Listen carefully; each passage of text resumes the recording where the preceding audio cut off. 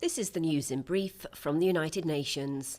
Famine is now very likely happening in Ethiopia's Tigray region amid reports that no aid trucks have been allowed in, the UN's top humanitarian official has warned.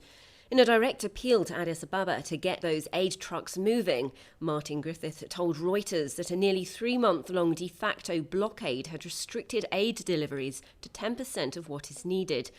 According to the UN Office for the Coordination of Humanitarian Affairs, the situation in Tigray remains dire, while the spillover of the conflict into neighbouring Amhara and Afar regions has made things worse. Some 5.2 million people now need help in the country's northern regions of Tigray, Amhara and Afar after heavy fighting erupted last November between central government troops and those loyal to the Tigray People's Liberation Front.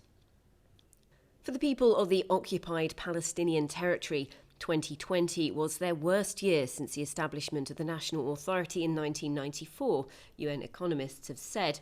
A new report from trade and development body UNCTAD indicates that the Palestinian economy contracted by 11.5% last year, its second largest dip since 1994. Even before the onset of COVID-19 in early 2020, the Palestinian economy was in disarray amid creeping annexation over the last decade by Israel, said UNCTAD's Richard Kozel-Wright. In UNCTAD, like the UN, we believe very much in the two-state solution to the Palestinian problem, but it's increasingly difficult to hold on to that belief in the face of the high level of indifference of the international community to taking that rhetoric seriously. You can't have a two-state solution with one state.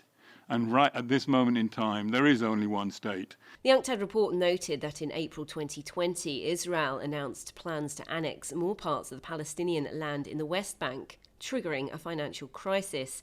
In April this year, deadly and destructive conflict erupted between Palestinians and Israelis after Israeli authorities threatened to evict Palestinian families from their homes in East Jerusalem. Recovery in 2021 and beyond hinges on actions that will be taken or not by the occupying power and the scale of donor support, UNCTAD said. A Yemeni humanitarian organisation that has supported tens of thousands of people caught up in the country's conflict has been awarded the prestigious 2021 UNHCR Nansen Refugee Award.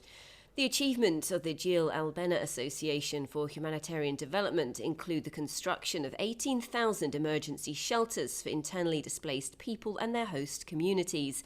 It has also helped thousands make a living and restore basic human dignity. UN High Commissioner for Refugees Filippo Grandi said that Jil Al-Benna had helped on all sides of Yemen's conflict, highlighting its motto, by Yemenis for Yemenis. Mr. Grandi said that the organisation exemplified local community action. Its staff and volunteers have stayed put, working quietly on the ground throughout the conflict in the face of the harshest adversity at a time when many others have left, he said. Every year, the UNHCR Nansen Refugee Award recognises a person or group that goes above and beyond the call of duty to help displaced or stateless people. Katie Dartford, UN News.